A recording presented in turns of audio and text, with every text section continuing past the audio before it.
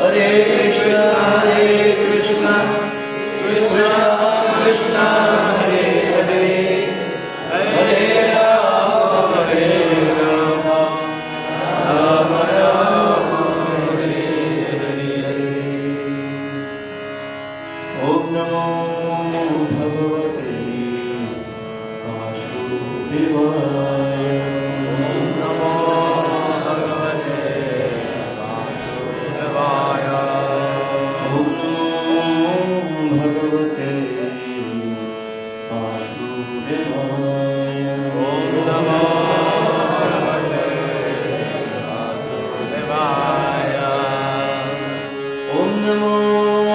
भगवते वासुदेवाय।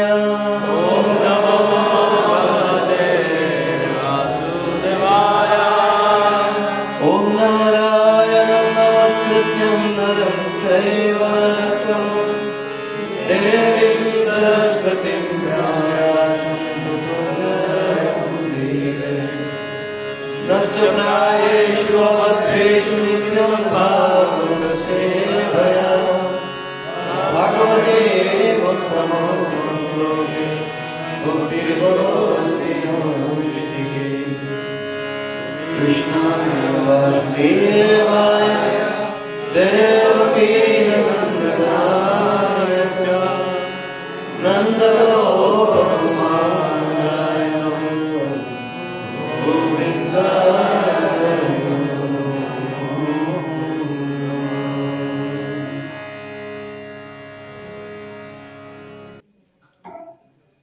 सततं कीर्तयन्तु मां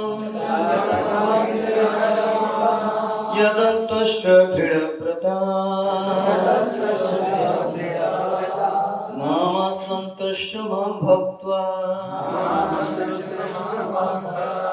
नित्ययुक्त्वा उपासते। सततं कीर्तयन्तु मां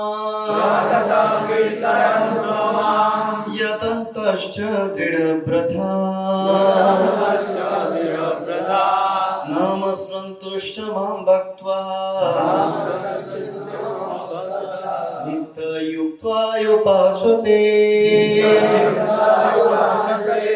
सततं कीर्तयन्तु मां यतन्तश्च दृढव्रता नामस्मन्तश्च मां भक्त्वा नित्ययुक्त्वा उपासते। প্রভু একজন বলুন। सततं कीर्तयन्तं मां सततं कीर्तयन्तो मां यतन्तश्च दृढव्रता नामस्मन्तश्च मां भक्त्वा नित्ययुक्त्वा उपासते। माताजी একজন। सततं कीर्तयन्तं मां सततं कीर्तयन्तो मां यतन्तश्च दृढव्रता नामस्मन्तश्च मां भक्त्वा नित्ययुक्त्वा उपासते। सततं নিরন্তর কীর্তয়ন্তু কীর্তন করে মাম আমাকে যথন্ত যত্নশীল হয়ে চ ও দৃঢ়ব্রতা দৃঢ়ব্রত নমস্বন্ত নমস্কার করে চ ও মাম আমাকে ভক্ত্বা ভক্তি সহকারে নিত্যযুক্তা নিরন্তর যুক্ত হয়ে উপাসতে উপাসনা করে। লক্ষণ সে মহাত্মার হয় বিলক্ষণ মহিমায় আমার করে সতত কীর্তন আমার মহিমা জন্য সর্বকর্মের রথ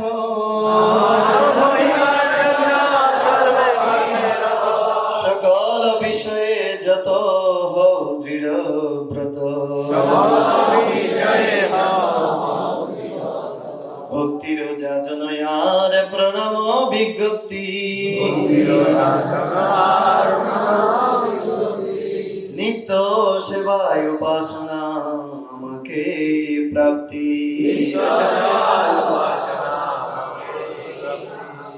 দৃঢ়ব্রত যত্নশীল হয়ে সর্বদা আমার মহিমা কীর্তন করে এবং আমাকে প্রণাম করে এই সমস্ত মহাত্মারা নিরন্তর যুক্ত হয়ে ভক্তি সহকারে আমার উপাসনা করে। ভগবান কে বলছেন?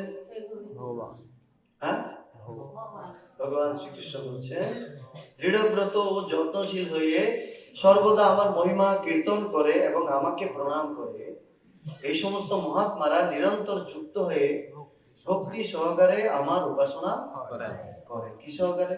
ভক্তি সহকারে। তাৎপর্য ছিল প্রভুপাদ কৃত। কোন সাধারণ মানুষকে একটি ছাপ মেরে মহাত্মা বানানো যায় না। কাউকে একটা স্টেম লাগিয়ে দিলে মহাত্মা হয়ে যাবে? হ্যাঁ, তো মহাত্মার কিছু লক্ষণ আছে। প্রভুপাদ বলেছেন মহাত্মার স্বরূপ এখানে বর্ণনা করা হয়েছে। মহাত্মা সর্বদাই পরম পুরুষোত্তম ভগবান শ্রীকৃষ্ণের মহিমা কীর্তনে মগ্ন থাকবে। মহাত্মা কিসে মগ্ন থাকবে? কার মহিমা? পরমেশ্বর ভগবান শ্রীকৃষ্ণের মহিমা কীর্তনে। তার আর অন্য কোনো কাজই থাকে না। তিনি নিরন্তর পরমেশ্বরের মহিমা প্রচারে নিয়োজিত থাকেন। কার মহিমা?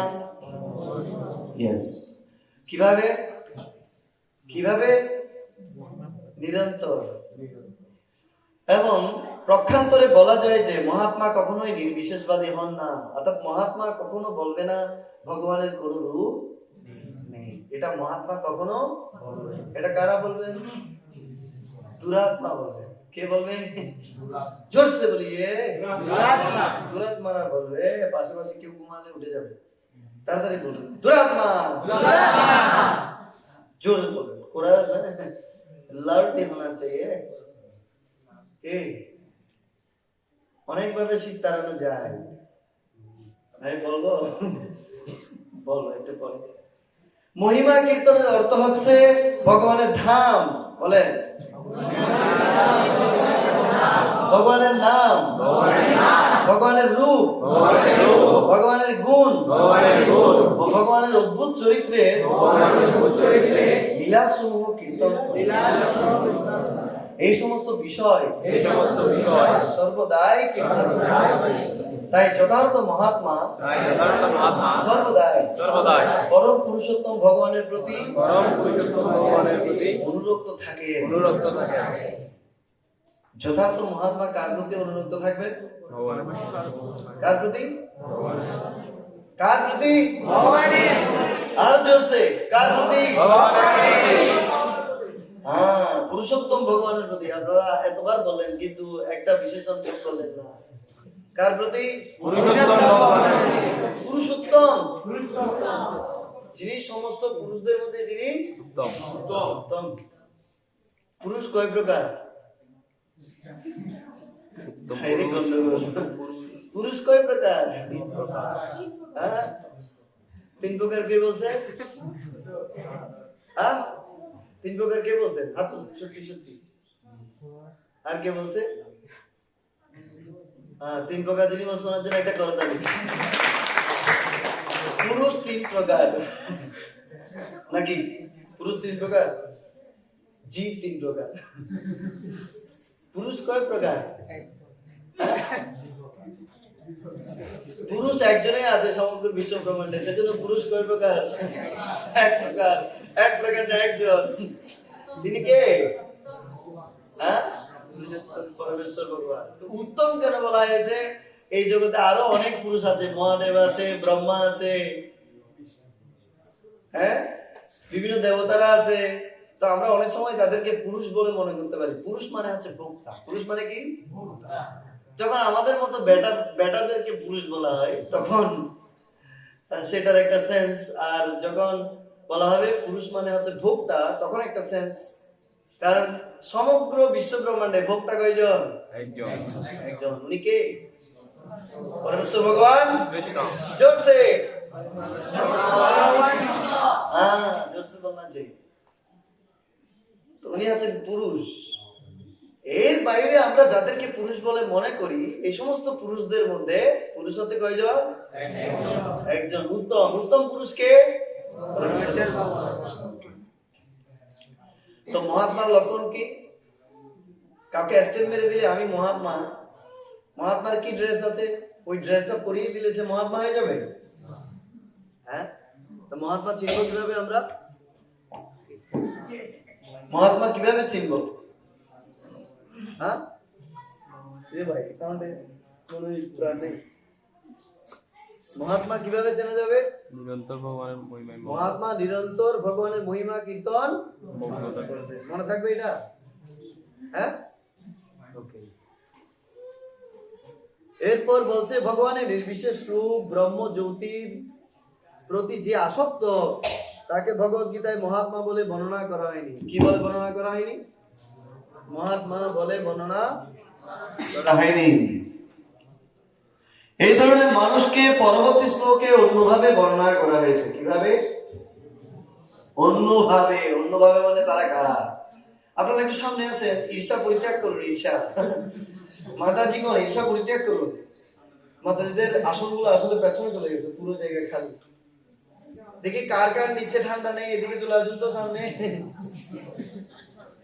আর যাদের ঠান্ডা আছে ওরা বসতে পারেন, আসনগুলো দিয়ে দিন। ছোট ছোট পার্টিগুলো কোথায়? ছোট পার্টি প্রভুরা এখানে আসেন, আপনারা এখানে আসেন, আপনারা এখানে আসেন, এখানে আসেন। মাতাজির ওইদিকে চলে যান, ওইদিকে। প্রভুরা আরো সামনে আসেন। মাতাজিদের দ্বারা পীড়িত হতে না চাইলে আরো সামনে আসেন।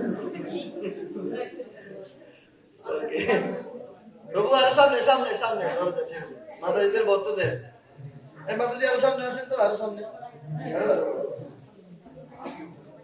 হ্যাঁ, এই তো ফার্স্ট ক্লাস। বেশিক্ষণ বসলে আবার কম করে যাবে। দেখি আরো সামনে, সামনে, সামনে। একটু একটু move, move, push, push.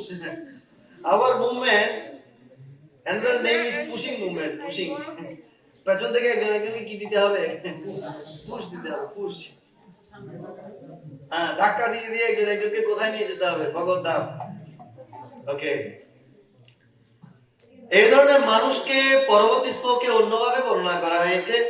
Shrimad ভাগবতে বর্ণনা করা হয়েছে যে মহাত্মা সর্বদাই ভাগবত ভক্তি নানা রকম কার্যকলাপে মগ্ন থাকেন। কোনো না কোনো ভগবানের কার্যকলাপে মগ্ন থাকবেন, তিনি হচ্ছেন মহাত্মা।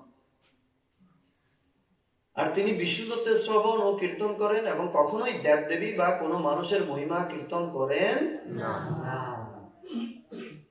বিষ্ণুদত্ত কারা? রাম, নৃসিংহ, বরাহ, বামন, এরা সবাই কি বিষ্ণুদত্ত। ভগবানের যত অবতার আছে ওনারা আছেন বিষ্ণুদত্ত। আবার ভগবানের সত্যাবেশ অবতারটা হচ্ছে শক্তির প্রকাশ, আবেশ, সত্যাবেশ অবতার, তিনি বিষ্ণুদত্ত নন। তো বিষ্ণুদত্ত যারা, তাদের নিরন্তর মহিমা শ্রবণ কীর্তনে মহাত্মা ব্যস্ত থাকবেন। সেটি হচ্ছে ভক্তি। শ্রবণম কীর্তনম বিষ্ণু স্মরণম, অর্থাৎ তাকে সর্বদা স্মরণ করা। এই প্রকার মহাত্মা পাঁচটি দিব্য রসের যে কোনো একটির দ্বারা ভগবানের সঙ্গে অন্তিমকালে নিত্যযুক্ত হওয়ার উদ্দেশ্যে বদ্ধপরিকর। সেই উদ্দেশ্য সফল করার জন্য তিনি কায় মনো বাক্যে পরমেশ্বর ভগবান শ্রীকৃষ্ণের সেবায় সর্বতভাবে কি থাকেন? যুক্ত থাকেন। কিসে কিসে কি দিয়ে সেবা করেন? কায় মনো বাক্য। কায় মানে কি? কায় মানে কি? বডি, বডি, শরীর। মন মানে এই মন তোমাকে দিলাম, আর কাউকে দেয়া যাবে না। Lock your mind only for whom? Krishna, Jagannath কে লিয়ে। সো কায় মন, এরপর কি? বাক্য। বাক্য দিয়ে। কি দিয়ে? বাক্য। বাক্য মানে বচন। তিনি ভগবানের কথা ছাড়া আর কারো কথা বলবেন না। মহাত্মারা এই সমস্ত বিধিবিধান কঠোরভাবে পালন করেন। কি সমস্ত বিধিবিধান? ভক্তি যোগের কতগুলি ক্রিয়া অবশ্য পালনীয়, যেমন একাদশী, জন্মাষ্টমী আদি পুণ্যতিথিতে উপবাস করা। এই সমস্ত বিধিবিধান মহান আচার্যদের দ্বারা তাদের জন্য নির্দেশিত হয়েছে, যারা চিন্ময় জগতের পরম পুরুষোত্তম ভগবানের সান্নিধ্য লাভ করার প্রকৃত প্রয়াসী। মহাত্মারা এই সমস্ত বিধিবিধান কঠোরভাবে পালন করেন, তাই তারা অবধারিতভাবে তাদের বাঞ্ছিত ফল লাভ করেন। এই অধ্যায়ে তৃতীয় শ্লোকে বর্ণনা করা হয়েছে এই ভক্তিযোগ কেবল সহজসাধ্যই নয়, তা অত্যন্ত আনন্দের সঙ্গে সম্পাদন করা যায়। কিসের সঙ্গে? আনন্দের সঙ্গে। এর জন্য কোনো কঠোর তপস্যা বা কৃচ্ছ সাধনের প্রয়োজন হয় না।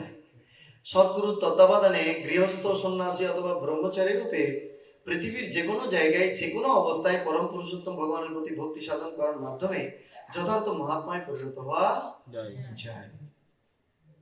তো আজকের শ্লোক থেকে আমরা এটা বুঝতে পারছি, শ্লোকের যে সংস্কৃত শব্দ সততম কীর্তয়ন্তমাম যথন্তশ্চ দৃঢ়ব্রতা।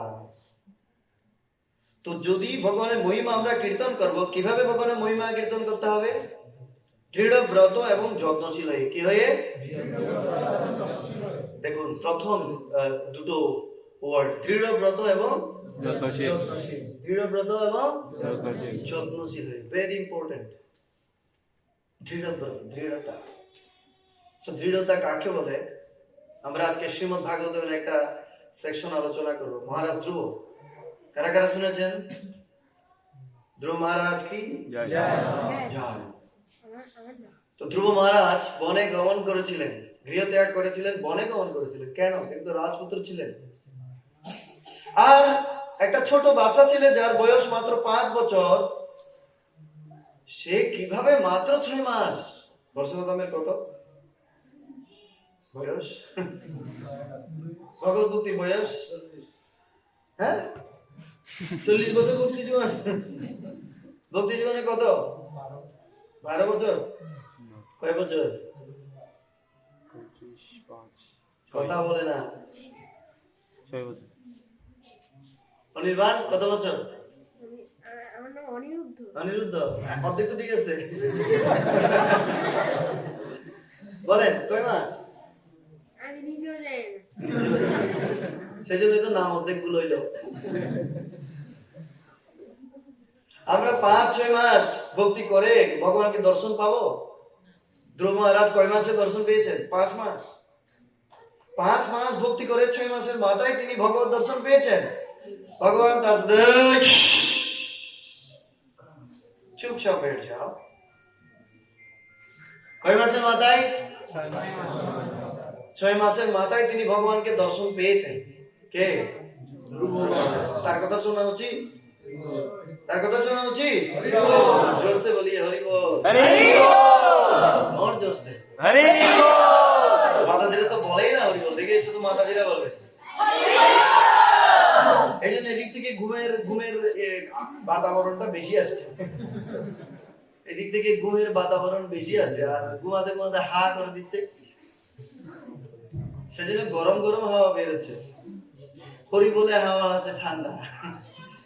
জোরসে বলুন তো দেখি, গরম হাওয়াটা চলে যাক। 1 2 3 স্টার্ট। দেখে আপনারা একটা দেখিয়ে দিন তো ডেমো। 1 2 3। এটা ঠিক আছে।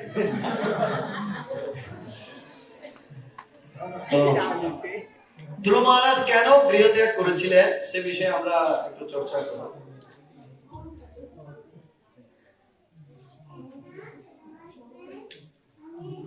তো ধ্রুব মহারাজ, ও প্রভু হরে কৃষ্ণ, এই প্রভু এদিকে থাকা কই, ওরা আমাকে দেখাই দেন না। প্রভু হরে কৃষ্ণ, এদিকে। ওটা মাতাজিদের জায়গা, আপনি এই পাশে আছেন।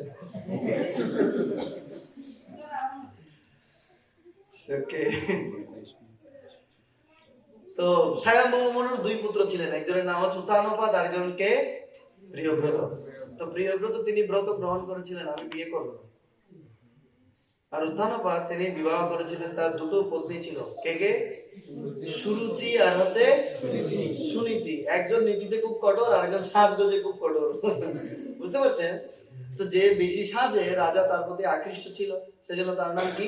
সুরুচি। সুরুচি। কি না? এটা এভাবে বলার পেছনে আরো কিছু অর্থ আছে, একটু পরে বুঝতে পারবেন।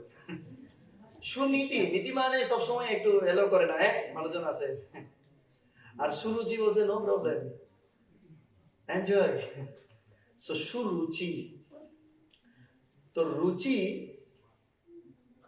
রুচি মানে কেউ যখন সাজগোজ করে, আর্টিফিশিয়াল যখন মারে, স্নো পাউডার, হ্যাঁ আপনারা কি মারেন? হ্যাঁ ফেয়ার এন্ড হ্যান্ডসাম। তো তখন তাদেরকে দেখতে কি লাগে? সুন্দর রুচি।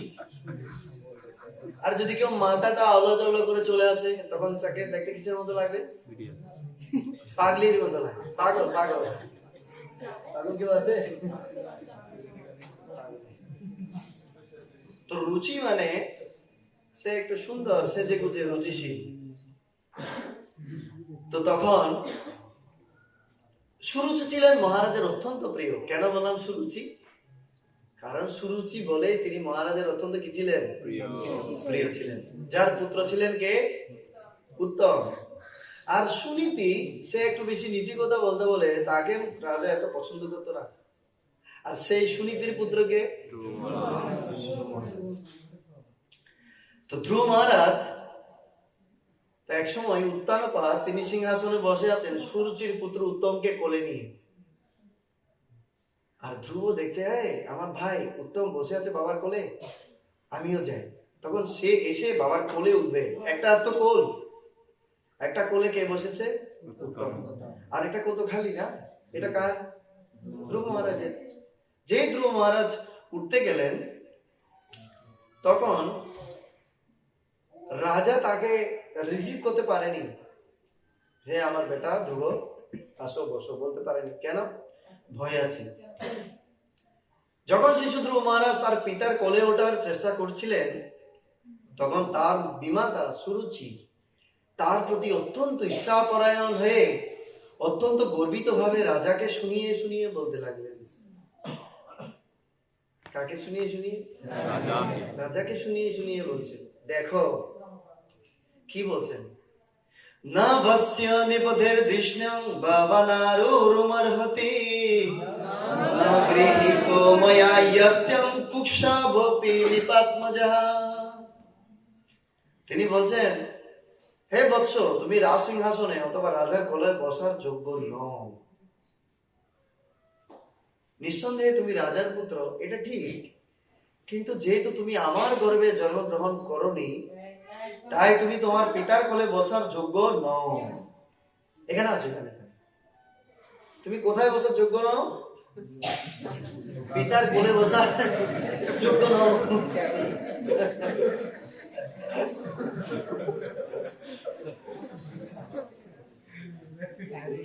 আচ্ছা, আপনারা বলেন সুরুচির কথাটা ঠিক ছিল? দুটো স্ত্রী দুটো পুত্র, একজন হচ্ছে উত্তম, একজন হচ্ছে ধ্রুব। তাহলে সুনীতিও তো রাজার পত্নী ছিল, তাহলে সুনীতির পুত্র ধ্রুব তিনি বসতে পারেন না? বাবার কোল তার জন্য নয়? বাবার কোল তার জন্য নয়? অবশ্যই। কিন্তু সুরুচি যে কথাটা বলছেন সেটা কি যুক্তিযুক্ত ছিল? আমার গর্ভে জন্মগ্রহণ করেনি বলে তুমি তোমার বাবার কোলে বসার যোগ্য নও। আচ্ছা, কারো বিমাতা মানে সৎমা হয়তো এই ধরনের কিছু বলতে পারে, কিন্তু বাবা তো আছে এখনো বেঁচে। এই তোমার কি হলো, আমার ছেলেকে আমি কোলে বসাবো, বাবা বলতে পারতেন না? পারতেন কি না? পারতেন। ইয়েস। কিন্তু উত্তম উত্তানপাত বলেছেন? কিছু বলেছিলেন না? হে বৎস, তুমি জানো না যে আমার গর্ভে জন্মগ্রহণ না করে তুমি অন্য কোন স্ত্রীর গর্ভে জন্মগ্রহণ করেছো? তাই তোমার জেনে রাখা উচিত যে তোমার এই প্রচেষ্টা ব্যর্থ। তার মানে পৈতৃক সূত্রে রাজসিংহাসনের মালিক কে হবে? ধ্রুব মহারাজ। কেন? ধ্রুব হচ্ছে বড় ছেলে আর সুরুচির পুত্র উত্তম হচ্ছে ছোট ছেলে। তো সুরুচির ভয়টা কোন জায়গায় ছিল? যদি ধ্রুব তার পিতার কোলে বসে, পিতার কোলে বসতে বসতে একদিন কোথায় বসবে? তখন আমার ছেলে উত্তমের কপালটা কি হবে?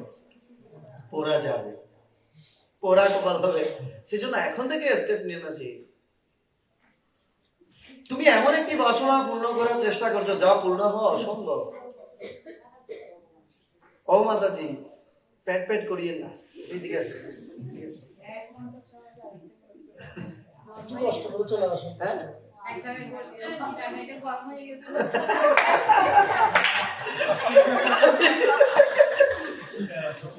তাহলে তো সুরুচি ঠিক কথাই বলছে না? তাহলে তো সুরুচি was right। সবার ওই নিচে গরম হয়েছে দেখে কেউ নড়তে চায় না। আদাজি বলছে, তাহলে সুরুচি ঠিক ছিল, এই উত্তম এখানে বসতে বসতে তো একটি বিদার করে এই সিংহাসনে বসে যাবে। আচ্ছা, আপনাদের কাছে কি মনে হয়? হরে কৃষ্ণ। আর নয়। আচ্ছা, আপনাদের কাছে কি মনে হয় যে ধ্রুব যে বাসনাটি করেছিল সেটা পূর্ণ হওয়ার মতো বাসনা নয়? পূর্ণ হওয়ার মতো বাসনা ছিল এটা, ঠিক আছে? কিন্তু তাহলে সুরুচি তাকে এভাবে বললো কেন? তো প্রথম সূত্রপাতটা কোন জায়গা থেকে হলো? ঈর্ষা। কিসে থেকে?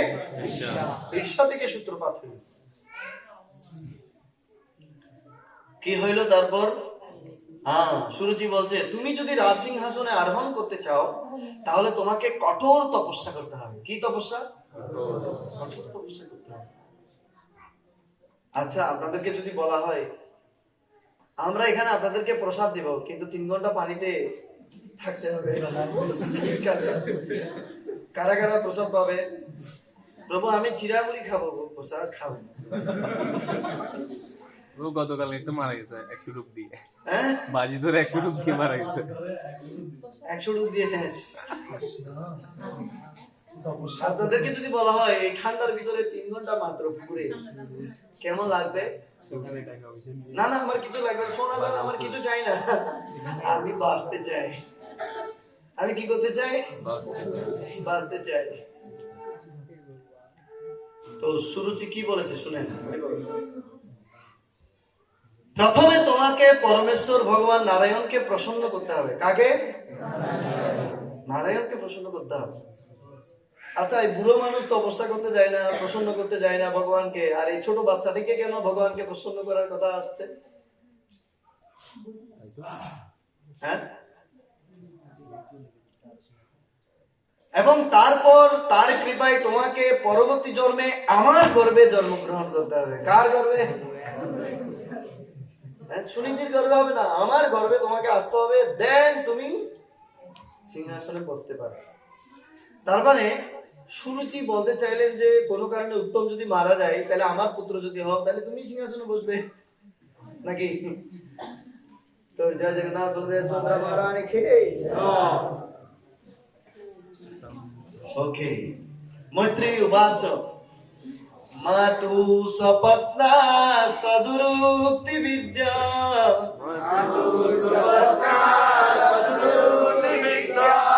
শাসন রুষাদণ্ড হতো যতাহি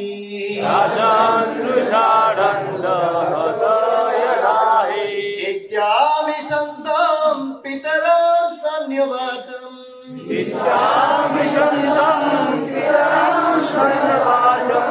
জগা মমাতু প্রদুতং সকাশম।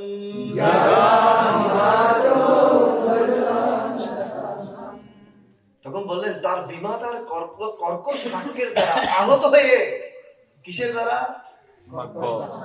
কর্কশ বাক্যের দ্বারা। বলছে বাণ যতটুকু মানুষের হৃদয়কে বিদীর্ণ না করে, মানুষের বাক্যরূপ বাণ তার চেয়ে আরো বেশি মানুষের হৃদয়কে কি করে? বিদীর্ণ করে। বিমাতার কর্কশ বাক্যের দ্বারা আহত হয়ে ধ্রুব মহারাজ দণ্ডাহত সর্পের মতো মহাক্রোধে দীর্ঘ নিঃশ্বাস ত্যাগ করতে লাগলেন। কিভাবে? কিভাবে দেখি দেখান।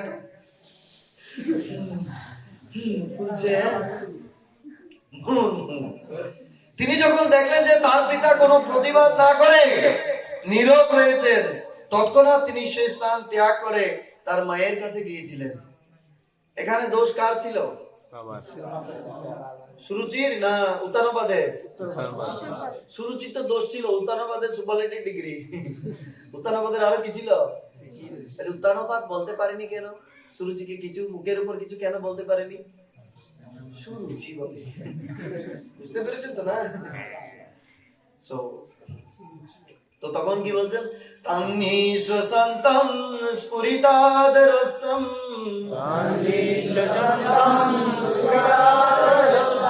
সুনিতেরুচ্ছঙ্গ দুজবনম নিসম্য তৎ পৌরমুখান্বিতান্তম সাবিব্যতে ইয়াদ গোদিতম সপত্ন্যা। ধ্রুব মহারাজ তখন তার মায়ের কাছে গিয়েছিলেন, তখন ক্রোধে তার অধরষ্ট কম্পিত হচ্ছিল, ঠোঁট কাঁপছে, চোখ দিয়ে পানি বেরোচ্ছে, আর শোকে একদম কি হয়ে গেছে, মুর মুর কান্না করছে। তিনি অত্যন্ত করুণ ভাবে ক্রন্দন করেছিলেন। আর মা জিজ্ঞেস করছে কি হয়েছে, কে মেরেছে? ধ্রুব কিছু বলার আগে সে তার মায়ের যে দাসীরা ছিল তারা বলেছে কি হয়েছে রাজপ্রাসাদে। অন্তঃপুরবাসীরা তার কাছে তখন সুরুচির সমস্ত দুরুক্তির কথা সবিস্তারে বর্ণনা করেছিলেন।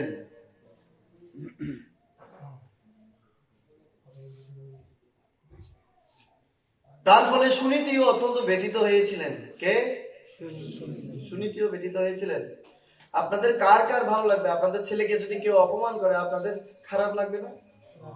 লাগবে? লাগবে কিনা? এই হচ্ছে মা, এই হচ্ছে মা। কিন্তু আমাদের সময় মায়েদের ক্যাটাগরি অন্যরকম ছিল। আমার মাকে যদি গিয়ে বলতাম কান্না করে করে, ও মেরেছে, বলতে ভালো হয়েছে, তুমি গেছো কেন? আর এখন মা হলে এভাবে কোমর বেঁধে ঝগড়া করতে যাবে। সেজন্য আমরা দিনে একটি মাত্র কমপ্লেন আনতাম, বেশি আনতাম না। ওই প্রথম দিনে মন্ত্র দিয়ে দিতে ভালো হয়েছে, আমি হলে তো আরো কয়েকটা দিতে হবে। আর মারলেও কেউ আমরা মায়ের কাছে কমপ্লেন নিয়ে দিতাম না। এটা হচ্ছে বিষয়, নিজের তো নিজের সমাধান দিয়ে দিতাম। হয়তো খাও হয়তো দাও। হ্যাঁ, তো মারে রেসলিং এ কখনো কখনো খেতে হবে, কখনো দিতে হবে না।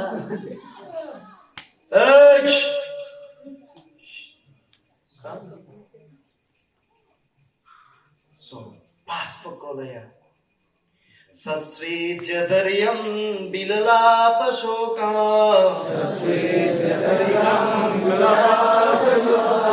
দাবাগ্নিনাদা বলতেব বালা वाक्यं सपत्न्या स्मरति सरोजा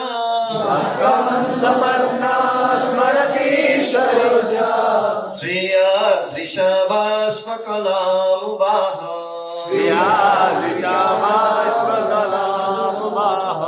এই ঘটনা সুনীতির কাছে অসহ্য হয়েছিল। তিনি দাবাগ্নির মধ্যে স্থিত লতিকার মতো শোকাগ্নিতে দগ্ধ হয়ে রোদন করছিলেন। বাবা, মাও কাঁদছে, ছেলেও কাঁদছে, মাও কাঁদছে। ক্রাইং ফেস্টিভ্যাল হয়ে গেল। হ্যাঁ, ক্রাইং ফেস্টিভ্যাল। তার শপথের বাক্য যতই তার স্মরণ পদে উদিত হতে লাগলো, ততই তার কমলের মতো সুন্দর মুখমণ্ডল অশ্রুধারায় সিক্ত হয়েছিল। তখন তিনি এভাবে মনোভাব ব্যক্ত করেছিলেন। এবার ছেলেকে তো কিছু বলতে হবে না, সান্ত্বনা তো কিছু দিতে হবে। দীর্ঘং শাসন্তি বৃজিনাশপারা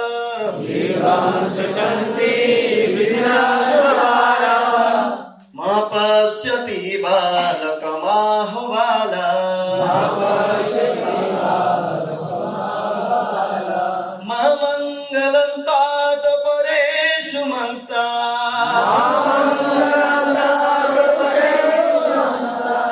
ভুঙ্ক্তে জনয়াদ পরধূকদস্তম।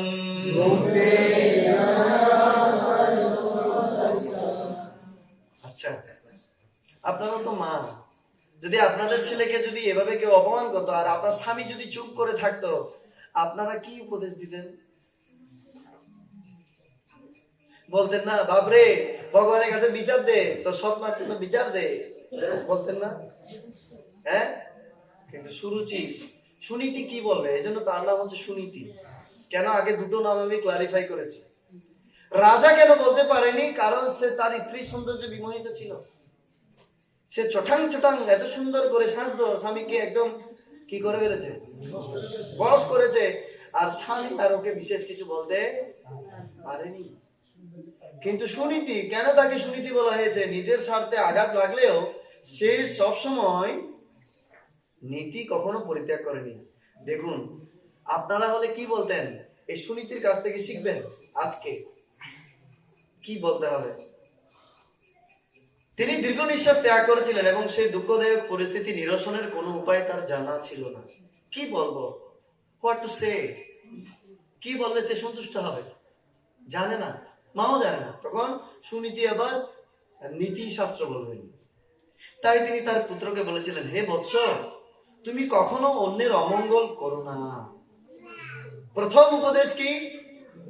কখনো অন্যের তুমি কখনো অন্যের অমঙ্গল করবে না। আমরা অনেক সময় শিখাই, তোমরা ভগবানকে বিচার দাও, ওর নামে বিচার দাও। কার নামে বিচার দাও? ওর নামে বিচার দাও। তার মানে ওর যাতে অমঙ্গল হয়, ভগবান বিচার করুক। আর আমাকেও মেরেছে, ও মরে গেছে, আমরা তো খুশি। আরে আমি মহান শুদ্ধ ভক্ত। This is not a characteristics of a pure devotee.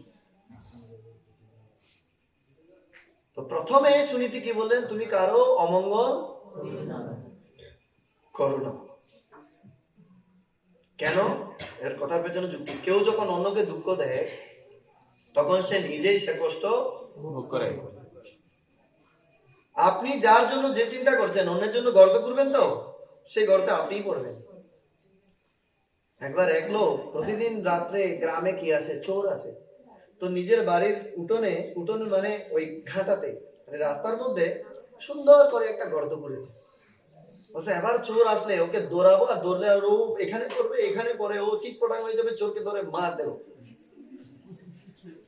তো চোর আর কেউ ছিল না, চোর ছিল ওর পাশের বাড়ির লোক।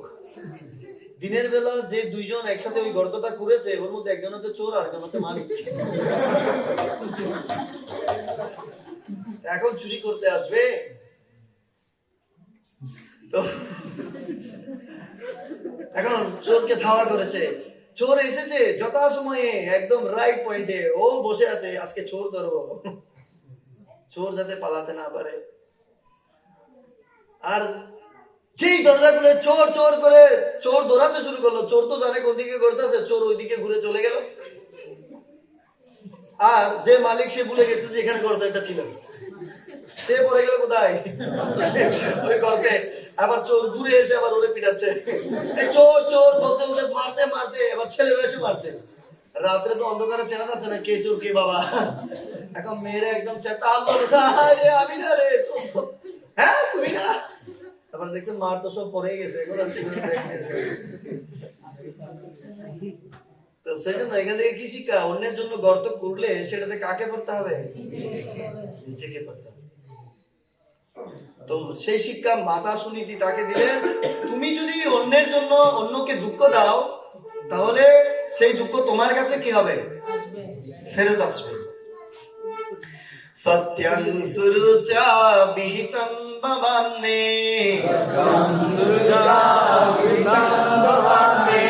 यद्दुर्वगाया उदरे गृहीत,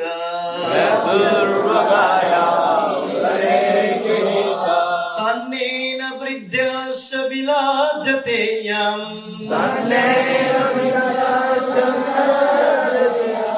हर्येति वावोरुमिरस्पतिर्माम्। সুনীতি বলেন, হে বৎস, সুরুচি যা বলেছে তা ঠিকই বলেছে। আরে এ কি কাটা গায়ে কি নুনের ছিটা দেওয়া হচ্ছে নাকি? হ্যাঁ, কাটা গায়ে নুনের ছিটা না এটা। আর তোমার বিমাতা যা বলেছে সঠিক বলেছে। হ্যাঁ, কি সঠিক? কারণ তোমার পিতা আমাকে তার পত্নী কেন, তার দাসী বলেও মনে করেন না। সেজন্য সুরুচি যে বলেছে তোমার দুর্ভাগ্য, তুমি তুমি তোমার পিতার কোলে বসার যোগ্য নও, সেটা ঠিকই বলেছে। কারণ আমাকে তোমার বাবা দাসীর মতো কি দেয় না, কিসের মতো? দাসীর মতো পাত্তা দেয় না। আমাকে স্বীকার করতে তিনি লজ্জাবোধ করেন। অ্যাজ এ ওয়াইফ,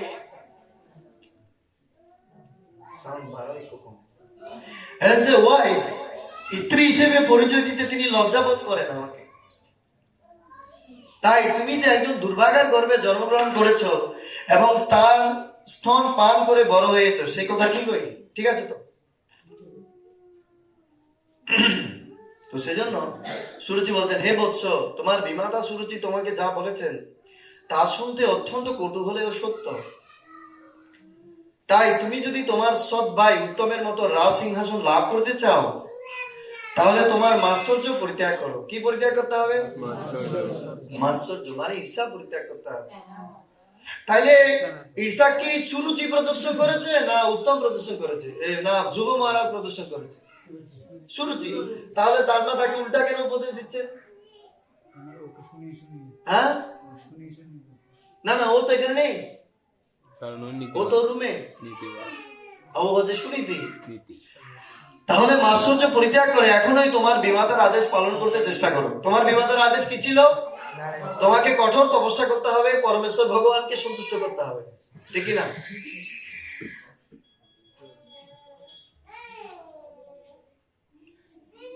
তো সুনীতি একই কথা বলছে, তুমি অবিলম্বে পরমেশ্বর ভগবানের শ্রী পাদপদ্মের আরাধনা করো। অবিলম্বে, খুব শীঘ্রই তুমি পরমেশ্বর ভগবানের আরাধনা করো। দেখেন, ক্ষত্রিয় পুত্র 5 বছরের বালক, তাকে নাকে এত তেজ থাকা উচিত? 5 বছরের বাচ্চা। আমরা অনেক সময় বলি না, বাচ্চারা হচ্ছে নিষ্পাপ, ওদের মধ্যে কোনো কলুষতা নেই। বাচ্চারা নিষ্পাপ? হ্যাঁ, বাচ্চাদের মধ্যে ফলসিগো আরো বেশি না? হ্যাঁ, আরো বেশি। তো সুনীতি বলছেন, পরমেশ্বর ভগবান এতই মহান যে কেবল তার শ্রী পাদপদ্ম আরাধনা করার দ্বারা তোমার প্রপিতামহ ব্রহ্মা এই বিশ্ব সৃষ্টি করার উপযুক্ত যোগ্যতা অর্জন করেছেন। অর্থাৎ তোমার পিতামহ এই বিশ্ব কি দিয়ে সৃষ্টি করলেন? কি দিয়ে? কি দিয়ে? পরমেশ্বর ভগবানের আরাধনা করার দ্বারা তোমার প্রপিতামহ ব্রহ্মা এই বিশ্ব ব্রহ্মাণ্ড সৃষ্টি করেছেন, যোগ্যতা অর্জন করেছেন। তার মানে কি, তুমি যে সিংহাসনে বসতে চাচ্ছ তার থেকে আরো বড় সিংহাসনে তুমি বসতে পারবে যদি তুমি পরমেশ্বর ভগবানকে আরাধনা করো। সুনীতি বলছেন, যদিও তিনি অজ এবং সমস্ত জীবদের মধ্যে প্রধান, তবুও তিনি তার সেই সুমহান পদ প্রাপ্ত হয়েছেন কেবলমাত্র সে ভগবানেরই কৃপায়, যাকে মহান যোগীরাও তাদের প্রাণবায়ু নিয়ন্ত্রণ করার দ্বারা মন সংযমের মাধ্যমে আরাধনা করেন। তো ধ্রুব মহারাজের কয়টা মেসেজ গেল?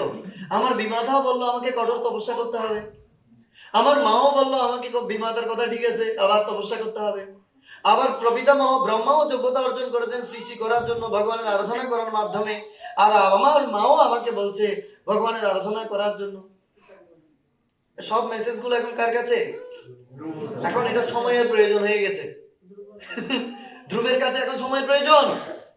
কঠোর তপস্যা না করলে, পরমেশ্বর ভগবানের আরাধনা না করলে আমার অস্তিত্ব টিকিয়ে রাখাটাই কঠিন হয়ে যাবে।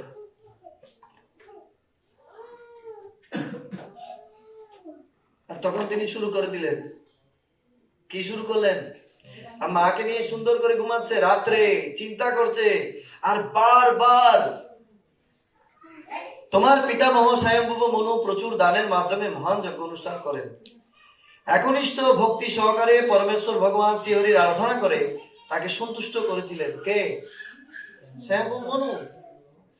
এবং তার ফলে তিনি ভৌতিক সুখ এবং তারপর মুক্তি লাভ করেছিলেন, যা দেবতাদের পূজা করার দ্বারা লাভ করা অসম্ভব। কে শিক্ষা দিলেন? মা সুনীতি। এবার শুনেন, হে বৎস, তুমিও ভক্তবৎসল ভগবানের শরণ গ্রহণ করো, ব্যাস। আর কোনো সলিউশন নেই, আর কোই সলিউশন নেই। একটা মাত্র সলিউশন, সবাইকে শিখাতে হবে পরমেশ্বর ভগবান শ্রী শ্রী জগন্নাথ বলদেব সুভদ্রা মহারানীর শ্রী পাদপদ্মে আশ্রয় গ্রহণ করা ছাড়া আমাদের সমস্যার আর কোনো সমাধান নেই। পুরো জগতের আশ্রয়, পুরো জড়জাগতিক আশ্রয় কি হয়ে যাবে? পুরো জড়জাগতিক আশ্রয় ব্যর্থ হয়ে যাবে। পুরো জড়জগৎ ব্যর্থ, আপনার সৌন্দর্য ব্যর্থ, আপনার বিদ্যা ব্যর্থ, আপনার ধন ঐশ্বর্য ব্যর্থ, আপনার সমস্ত জড়জাগতিক কোয়ালিফিকেশন ব্যর্থ। সঠিক সময়ে আমাদেরকে কেউ আশ্রয় প্রদান করবে না। Gajendra was a very huge elephant, not?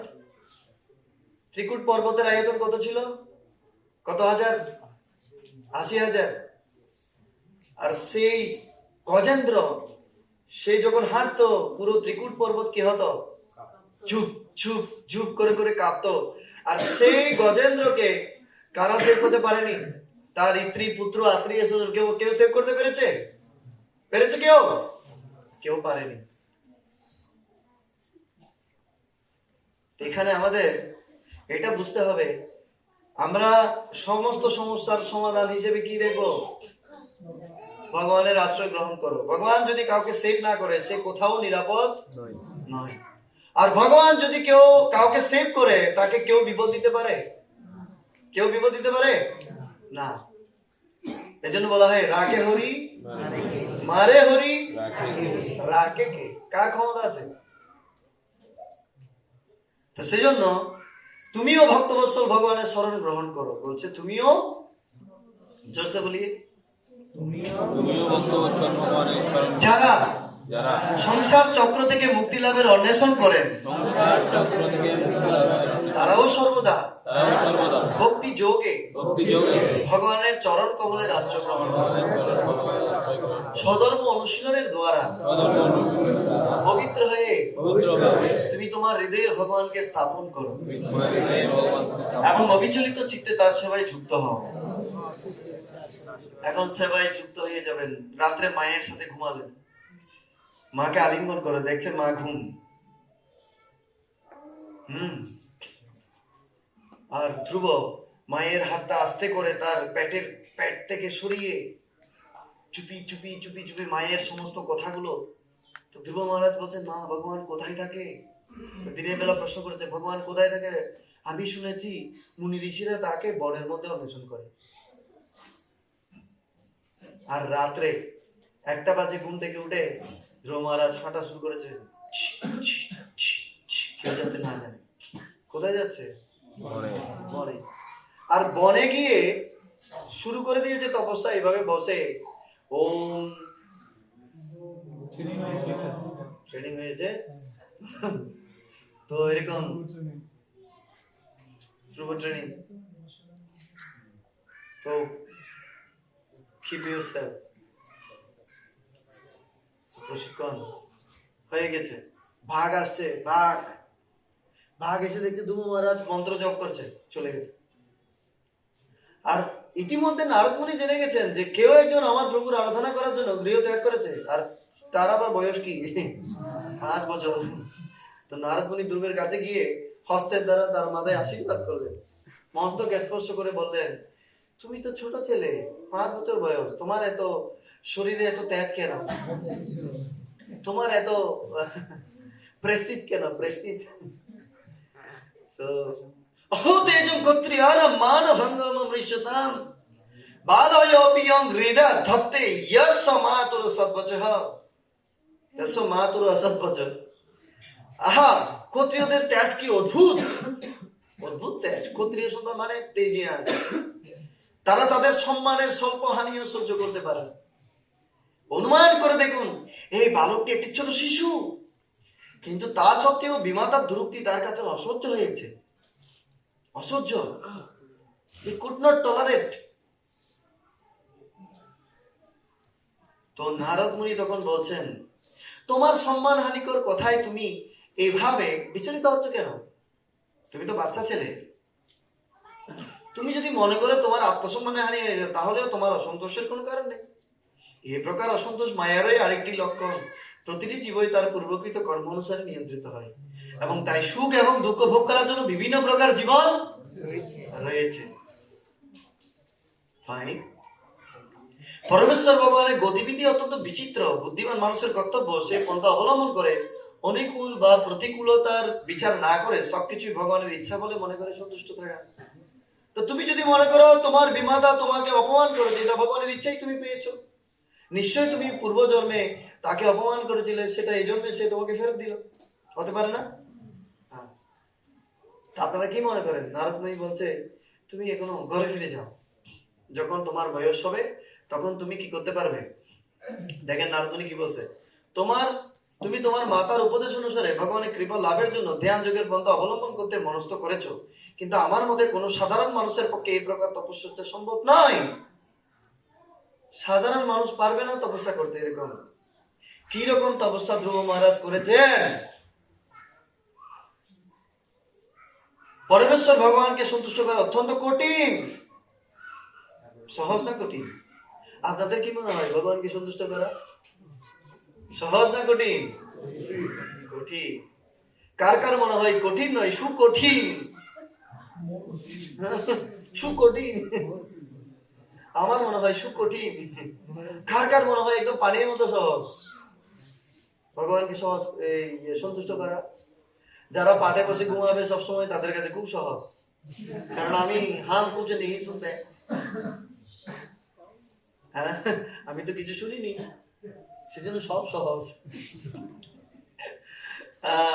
Narad মুনি বললেন, সমস্ত জড়কলুষ থেকে রহিত হয়ে বহু তপস্যা করে এবং নিরন্তর সমাধিমগ্ন হয়ে বহু যোগী জন্ম জন্মান্তর ধরে চেষ্টা করা সত্ত্বেও ভগবানকে উপলব্ধি করার পথ খুঁজে পাননি। আর তুমি মাত্র বাচ্চা ছেলে, আর তুমি নাকি তপস্যা করে ভগবানকে সন্তুষ্ট করবে না? ही जोगी पुरुष, आपका बीवी ध्यान कर रहा है, आपका बीवी ध्यान कर रहा है, आप क्या कर रहा है?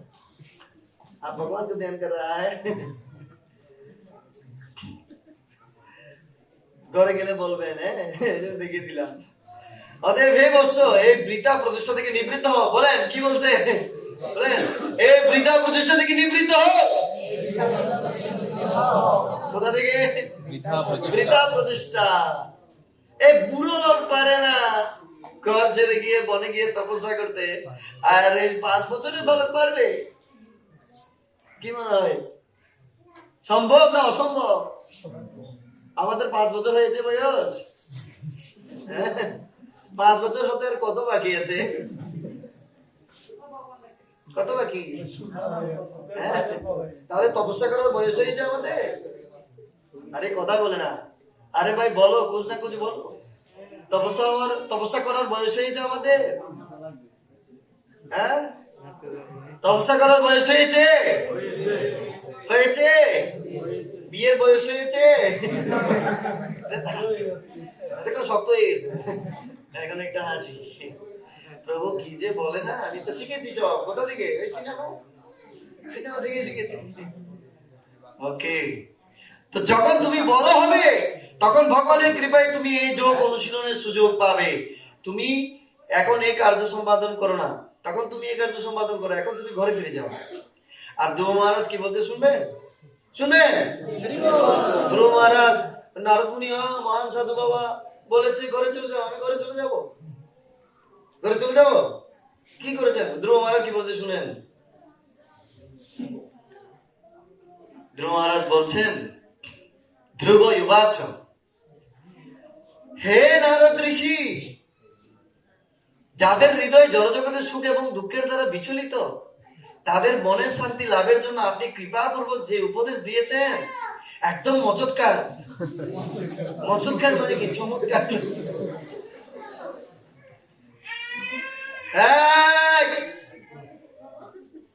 Don't Cry.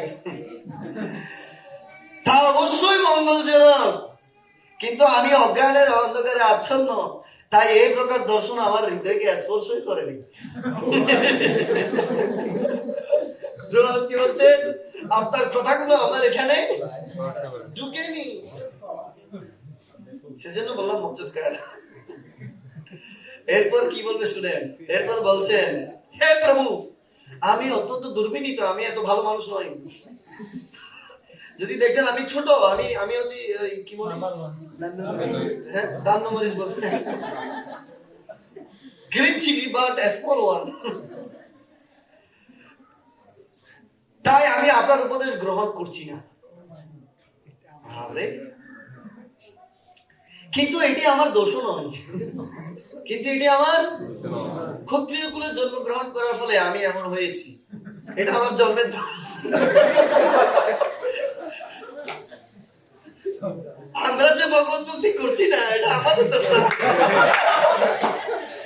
কিসের দোষ? আমার মা আমাকে পেটে নিয়ে ধর্ম করেনি।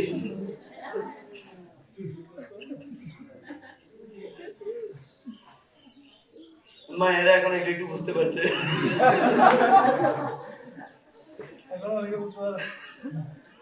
বুঝতে পারছেন ধ্রুব মহারাজ কি বলছেন?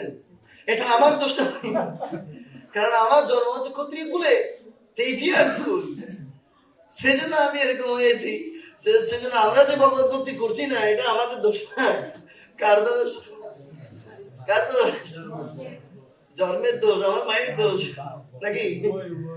ওকে, তাই হোক। তো আমার বিমাতা সুরুচি তার দুরুক্তিরু বাণের দ্বারা, কিরু বাণ?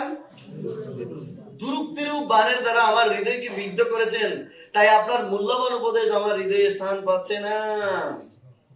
প্রভু, এখানে এগুলো ঢুকছে না, কান দিয়ে ঢুকছে না এগুলো। তো প্রভুপাদ বলছেন, নারদ মুনি আসেননি ধ্রুব মহারাজকে তপস্যা থেকে বাড়িতে পাঠিয়ে দেওয়ার জন্য, তিনি তাকে টেস্ট করেছেন।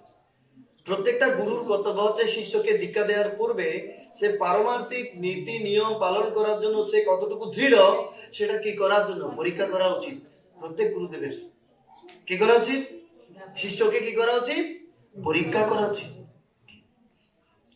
হে তত্ত্বজ্ঞানী ব্রাহ্মণ, আমার হৃদয়ের অভিলাষ শুনে রাখুন।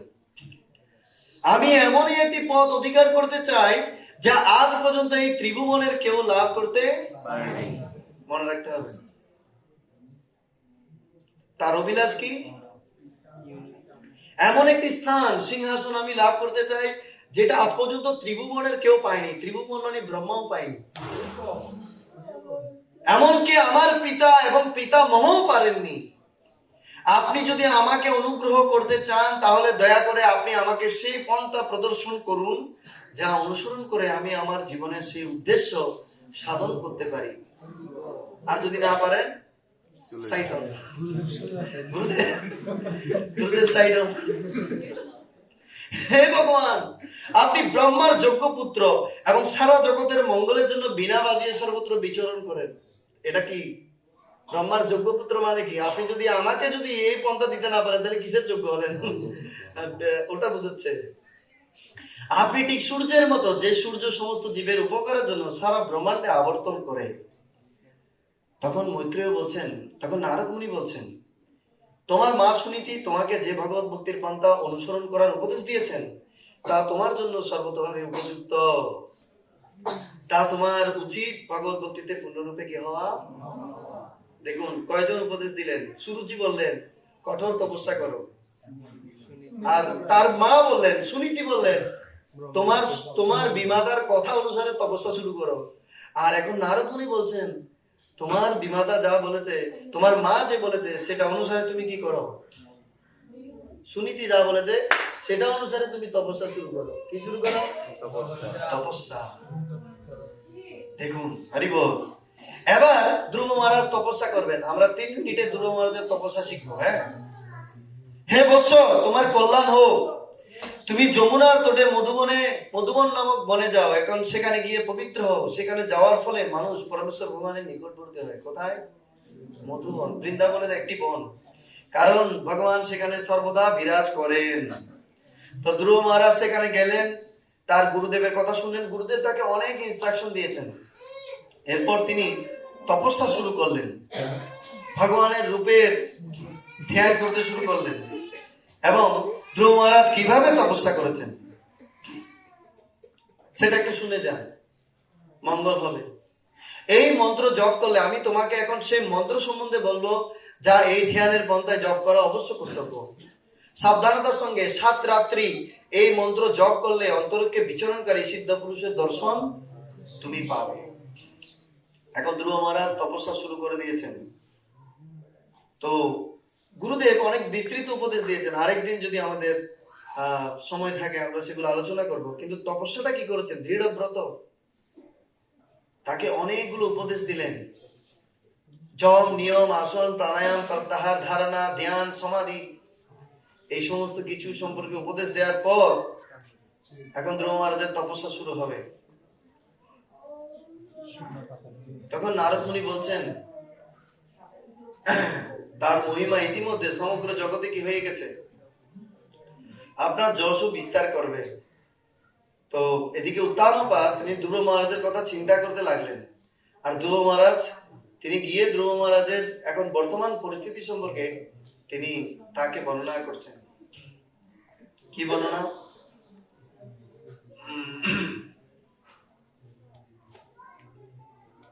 Yes. তো ধ্রুব মহারাজ এমন ভাবে তপস্যা করেছেন, ধ্রুব মহারাজ যখন তার পূর্ণ একাগ্রতার প্রভাবে সমগ্র চেতনার উৎস ভগবান শ্রী বিষ্ণুর মতো বাড়ি হয়ে গিয়েছিলেন, এবং তখন তার দেহের দ্বারগুলি রুদ্ধ করার ফলে সমগ্র ব্রহ্মাণ্ডের শ্বাস শুদ্ধ হয়েছিল। সমগ্র লোকের সমস্ত মহান দেবতারা এইভাবে রুদ্ধশ্বাস হওয়ার ফলে পরমেশ্বর ভগবানের শরণ গ্রহণ করেছিলেন। ধ্রুব মহারাজের তপস্যার বিবরণ কোথায় আছে? উপরে হবে না? হ্যাঁ?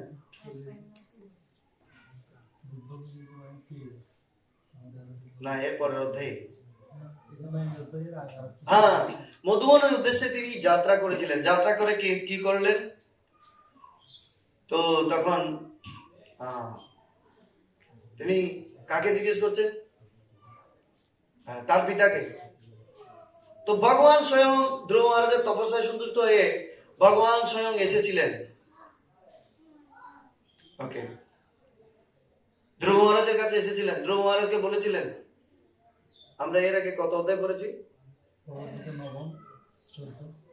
না, কত চ্যাপ্টার? অষ্টম না? হ্যাঁ, গৃহে প্রত্যাবর্তন। তো ধ্রুবকে দর্শন করার জন্য তিনি মধুবনে গিয়েছিলেন। কে? ধ্রুবের বাবা। তো নারদ মুনির নির্দেশ অনুসারে ধ্রুব মহারাজ যে তপস্যা করেছিলেন, প্রতি 3 দিন অন্তর অন্তর তিনি কি খেয়েছিলেন? হ্যাঁ হ্যাঁ, সামান্য ফল। কি ফল সেটা? হ্যাঁ, কয়েদ বেল বলে, কয়েদ বেল, যেটা বানরেরাও খায় না। এরপর 6 দিন পর পর তিনি কি খেয়েছিলেন? জল পান করেছিলেন। আর এরপর কি খেয়েছিলেন? 9 দিন পর পর তিনি বায়ু ভক্ষণ করেছিলেন। বায়ু বাতাস। হ্যাঁ, এক পায়ে দাঁড়িয়ে। এরপর বাতাস খাওয়া বন্ধ করে দিয়ে তিনি কি করলেন? তার নিঃশ্বাস তিনি তার শরীরের মধ্যে তিনি কি করেছিলেন? রুদ্ধ করেছিলেন।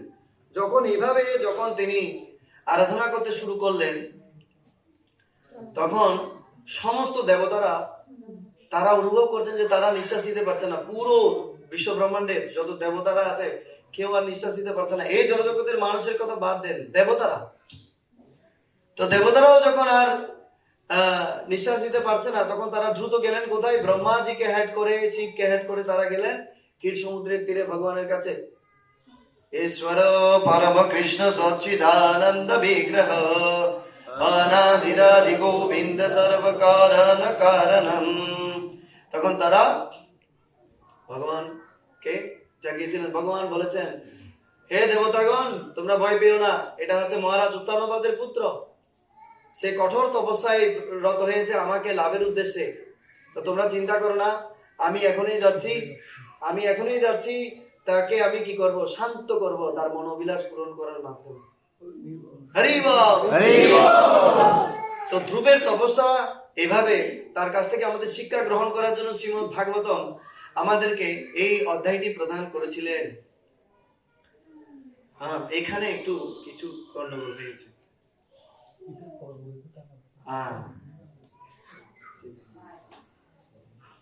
তো এভাবে আমরা দেখছি যে কিভাবে ধ্রুব মহারাজ এত কঠোর তপস্যা করেছেন এবং তিনি ভগবানকে নামিয়ে নিয়ে এসেছেন। ভগবান বাধ্য হয়েছেন ধ্রুব মহারাজের কাছে আসতে। তো আমাদেরকে একটু একটু ধ্রুব মহারাজের মতো তপস্যা করা উচিত। শীতকালে কম্বলটা ফেলা উচিত, সকালে স্নান করা উচিত, ভগবানের নাম জপ করা উচিত, একাদশী ব্রত জন্মাষ্টমী পালন করা উচিত, প্রতিদিন ভগবত গীতা পাঠ করা উচিত, ভগবানকে গৃহে ভোগ লাগানো উচিত। সব ইনস্ট্রাকশন গুলো এখানে দিয়েছেন নারদ মুনি। আরেকদিন আমি এটা নিয়ে আলোচনা করব, ঠিক আছে? আজকে এখানে রাখছি। আরেকদিন আলোচনা করব ধ্রুব মহারাজ কিভাবে তপস্যা করেছেন এবং তপস্যালব্ধ ফল এবং তার অভিব্যক্তি, তিনি কি অভিমত, ভগবানকে প্রাপ্ত হওয়ার পর ধ্রুব মহারাজের অভিব্যক্তিটা কি ছিল। যদি আগামী মাস আসি, বেঁচে থাকি, ভগবান বাঁচিয়ে রাখে, তাহলে আবার আলোচনা হবে। হরে কৃষ্ণ কৃষ্ণ কৃষ্ণ হরে হরে, হরে রাম রাম রাম পারি? নারদ মুনির নির্দেশগুলো নিয়ে আলোচনা করব, সেই অনুসারে ধ্রুব মহারাজ তপস্যা করেছেন সেটা নিয়ে আলোচনা করব, মনে রাখবেন। তো ফ্রাইডে ফিস্ট আজকে